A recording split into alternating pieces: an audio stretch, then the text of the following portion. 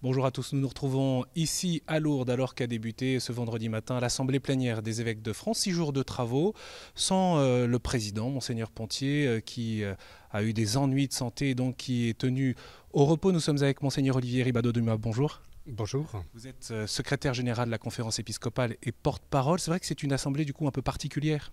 C'est une assemblée inédite car je crois qu'il n'y a jamais eu d'assemblée des évêques sans son président. Et en même temps, nos statuts prévoient que lorsque le président n'est pas là, un des vice-présidents peut en assurer la présidence de l'assemblée. Donc c'est Monseigneur Delannoy qui préside cette assemblée. Et la première journée a donc débuté. Oui, elle a débuté comme d'habitude par un temps de prière à la grotte parce que n'oublions pas que cette assemblée est aussi un moment spirituel où les évêques prient ensemble.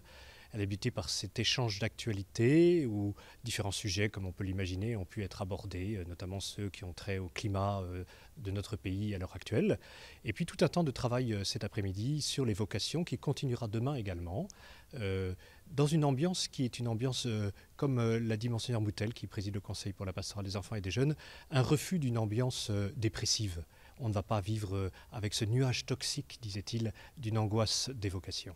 Alors justement, les vocations sacerdotales diocésaines, c'est l'un des dossiers importants de cette assemblée. Au fond, quelle est la situation rapidement et quel est l'objectif de travail pour les évêques de France ?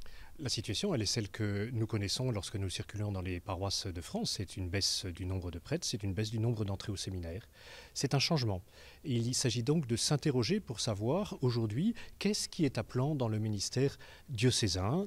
Et les évêques ont commencé déjà à s'interroger sur le rapport entre le territoire et le réseau. On voit bien qu'il y a aujourd'hui des réseaux affinitaires qui fonctionnent et qui permettent à des jeunes de rejoindre d'autres jeunes là où ils sont. Ce sont des pistes, et c'est des pistes aussi concrètes que les évêques vont travailler pour éveiller toujours davantage de jeunes à la beauté de la vocation sacerdotale. Ils ont redit, les évêques ont redit, la beauté aujourd'hui d'être prêtre dans notre pays.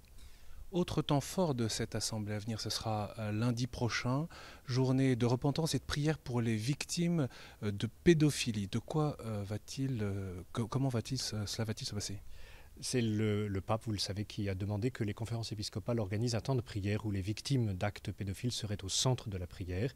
Également pour demander une conscience plus aiguë de la responsabilité des différents acteurs d'Église. Et les évêques de France ont choisi que ce soit au cœur de leur assemblée, après avoir écouté pendant ces derniers mois pour un certain nombre des victimes à plusieurs reprises, après avoir vécu cela de manière isolée, que collectivement, comme corps des évêques en France, ils prennent ensemble ce temps de prière. Temps où les victimes seront au centre pour prier pour elles, prier pour leur famille aussi, mais au cours de la messe, ils demanderont pardon pour leurs propres péchés, pardon pour leur silence, parfois coupable et souvent coupable, pour ne pas avoir permis que la vérité éclate toujours.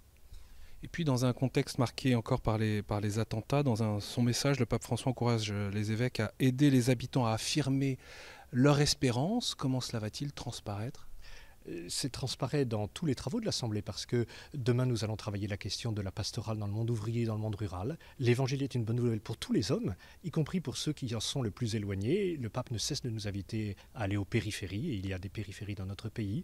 Mais c'est aussi un signe d'espérance dans le dialogue que nous avons à avoir avec les musulmans. Et le cardinal Torrent, qui est chargé du dialogue interreligieux à Rome, viendra et nous parlera et nous échangerons avec lui sur cette question du dialogue avec les musulmans. Merci beaucoup, Monseigneur Ribado-Dumas. Bien sûr, nous allons suivre l'ensemble de ces travaux de l'Assemblée plénière. N'hésitez pas d'ailleurs à retrouver ces flashs sur le site internet de KTO, www.ktotv.com.